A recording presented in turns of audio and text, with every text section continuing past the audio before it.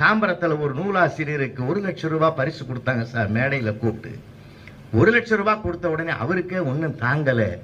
கீழே உட்காந்து ரசிச்சுக்கிட்டு இருந்த அவருடைய ஒய்ஃபை மேடைக்கு கூப்பிட்டாரு. அம்மா கமலம் வா அப்படின்னு சொல்லி மேடையிலே அந்த 1 லட்சத்தை உனக்கு தாமான்னு கொடுத்தாரு. அந்த அம்மா கைகால்லாம் நடுங்குது. வாங்கிக்கிச்சு. வீட்டுக்கு வந்தது.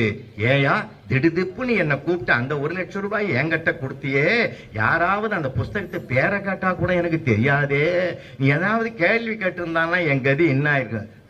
அதெல்லாம் இல்ல புள்ள, நீ தான் அதுக்கு பொருத்தம். ஏன் தெரியுமா, உங்க அம்மா வீட்டுக்கு போனல கோச்சிங்கன்னு 3 மாசம், அப்ப எழுதின புஸ்தகம் முடியாது.